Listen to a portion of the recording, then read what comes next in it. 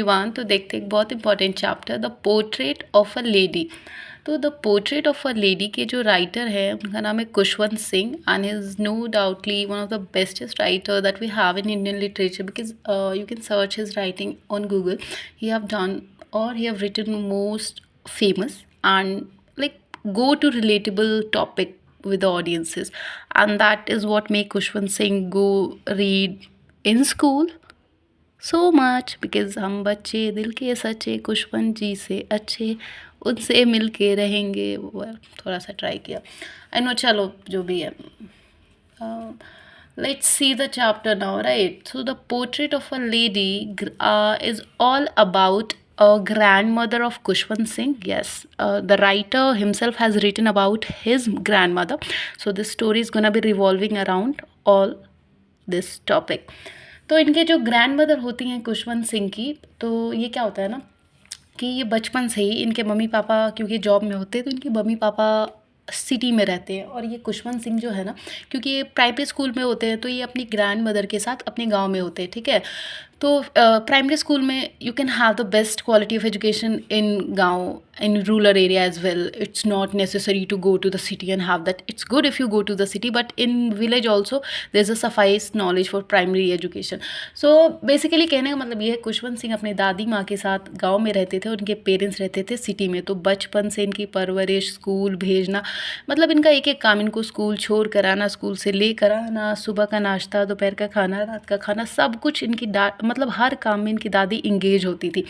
पर अब क्योंकि इनके पेरेंट्स थोड़े वेल सेटल हो गए, मतलब घर वगैरह ले लिया होगा सिटी में, पैसे वगैरह इकट्ठा करके, तो अभी डिसाइड करते कि खुशवंत सिंह को, मतलब जो हमारे बच्चे हैं, इनको बुलाएंगे एंड अब सिटी में ही रखेंगे, इनकी पढ़ाई वहीं पे होगी. तो ये चले जाते हैं वहाँ पे, इनकी ग्रैंड मदर भी चली जाती है. ठीक है, तो फिर अब ये लोग सिटी में रहते हैं. तो अब वहाँ पे गाँव में जब ये रहते थे तो इनकी ग्रैंड मदर इनको छोड़ने जाती थी स्कूल, वहाँ से लेने जाती थी. पर यहाँ पर अब ये वैन से जाते हैं और वैन से आते हैं, तो यहाँ पर इनका कनेक्शन टूट गया. मतलब ये इनकी ग्रैंड मदर का इंगेज जो था इनकी लाइफ में थोड़ा कम हो रहा था. फिर जो खाना भी था वो आते थे तो इनकी मम्मी भी कई बार दे देती थी, कई बार ग्रैंड मदर दे देती थी, ज़्यादातर इनकी मम्मी ही दे देती थी. तो यहाँ पे भी इनका इंगेजमेंट थोड़ा कम हो गया इनकी ग्रैंड मदर का. तो इनकी ग्रैंड मदर थोड़ा लोनली फील करने लगे थे कि शायद मेरा कनेक्शन कहीं टूट रहा है. पर ऑथर तो क्योंकि बच्चे थे तो ये इतना उस तरीके से नहीं ले रहे थे, इनको तो क्योंकि प्यार मिल ही रहा था. लेकिन हाँ, ये मतलब ये नहीं देख पा रहे थे कि मेरी ग्रैंड मदर ऐसा भी फील कर सकती है कि मैं थोड़ी लोनली हो रही हूँ. पर थोड़ा ऑथर को भी चेंजेस लगते, क्योंकि जब वो गाँव में थे तो हमेशा ही ग्रैंड मदर के साथ रहते थे, खेलते थे, खाते थे. और यहाँ पे थोड़ा चेंज हो गया है, काफ़ी कुछ चेंज हो गया है. तो जो इनकी ग्रैंड मदर होती है ना, ये हमेशा अब ज़्यादातर अपना, ऑब्वियसली पहले के टाइम के जो हमारे बड़े बुजुर्ग होते थे हमारे इंडियन कल्चर में, वो लोग रिलीजियस ज़्यादा होते हैं, तो वो अपना माला वगैरह गिनते रहती हैं. ठीक है, एंड वो बेंड करके थोड़ा चलती हैं क्योंकि काफ़ी बूढ़ी हो गई ना. तो खुशवंत सिंह देख के वो सोचते भी है कि मेरी ग्रैंड मदर कितनी बूढ़ी हो गई, इनका चेहरा रिंकल्स वगैरह पड़ गया, कहीं मुझसे दूर ना हो जाए. तो ये बहुत डरते भी हैं इस चीज़ से, अपनी ग्रैंड मदर को खोने के लिए, क्योंकि हम सब कहीं ना कहीं अपने जो ग्रैंड फादर ग्रैंड मदर होते हैं, दादा दादी जी, उनसे बहुत ज़्यादा कनेक्टेड होते हैं. तो हम मतलब बहुत डरते हैं कि कब हमारे बड़े हमें छोड़ के ना चल जाए, फिर हम इस दुनिया में अकेले रह जाएंगे. तो ऐसा ही डर जो है हमारे खुशवंत सिंह को भी सताता है. तो फिर इसके बाद अब ये अपनी स्कूलिंग ख़त्म करते हैं एंड अब ये सिटी से डायरेक्ट जाते हैं अब्रॉड फॉर द स्टडीज़ के लिए.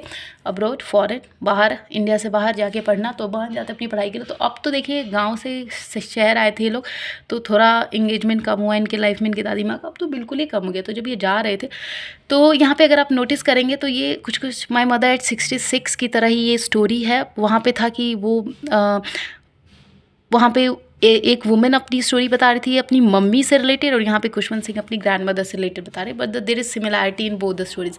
तो ये अब रोज जाते हैं तो ये भी वही सोचते हैं कि मेरी ग्रैंड मदर कितनी बूढ़ी हो गई हैं, कहीं ऐसा ना हो कि मैं जब वापस आऊँ तो ये मुझे ना मिले. ये डर इनको सताता है. पर एनी हाउ ये जाते हैं हिम्मत करके. और फिर जब ये वापस इंडिया आते हैं तो इनको ये अपनी ग्रैंड मदर को वहीं पे देखते हैं और वो सोचते हैं कि अरे मेरी ग्रैंड मदर तो अब उससे ज़्यादा एज ही नहीं हुई, मतलब मैं जैसा छोड़ के गया था वैसे ही हुई. ऐसा नहीं लग रहा कि इतने साल बीत गए तो वो थोड़ी भी बूढ़ी हुई है, मैं जैसा ही छोड़ के गया था वो बिल्कुल वैसी दिख रही है. तो फिर वो आते हैं तो वो खुश होते हैं इस बात से कि थैंक गॉड कि मेरी ग्रैंड मदर बिल्कुल सेफ़ है और मैं उनके साथ रह सकता हूँ, मुझसे दूर नहीं हूँ. तो उनकी ग्रैंड मदर क्योंकि रिलीजियस लेडीज़ थी, तो एक चेयर होता है ना जैसे पहले के टाइम में कि वहाँ पे बैठ के थोड़ा अप डाउन ऐसे होता है, तो वहाँ पे उनकी ग्रैंड मदर बालकनी में हमेशा बैठती थी.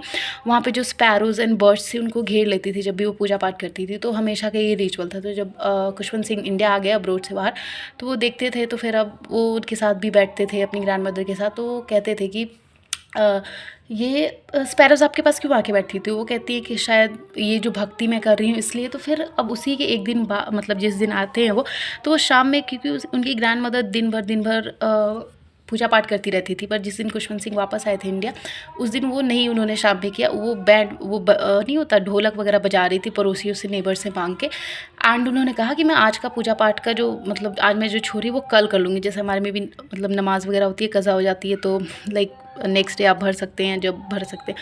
तो वही उन्होंने कहा कि मैं बाद में भर दूँगी, इसको आज का जो छूटा है मेरा पूजा पाठ वो मैं कल मतलब उसको पूरा कर लूँगी। तो खुशवंत सिंह को भी अजीब लगता है कि ग्रैंड मदर ने आज पूजा क्यों नहीं किया। उनकी पूरी फैमिली, उनकी मम्मी पापा भी सोचते हैं, तो चलो वो बहुत खुश थे। अगले दिन वो पूजा करती, लेकिन अगले दिन there is a sad news कि उनकी ग्रैंड मदर की डेथ हो जाती है। पूजा करते करते करते करते वो दिन भर करती हैं, फिर वो उनकी डेथ हो जाती है।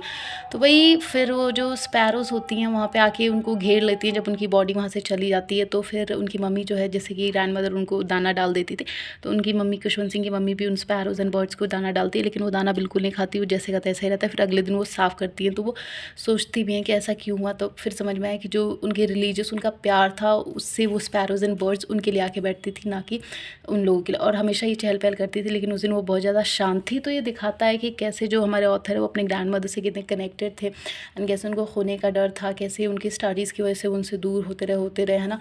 और जब वो आए तो फिर मतलब जो डर था वो कुछ पल ही बिता पाया, उनकी ग्रैंड मदर उन्हें छोड़ के चली गई। तो ये था the portrait of a lady which Kushwant Singh has denoted to his grandmother with so much love, and no doubt it's a beautiful work. Thank you. Do like, share and subscribe and comment.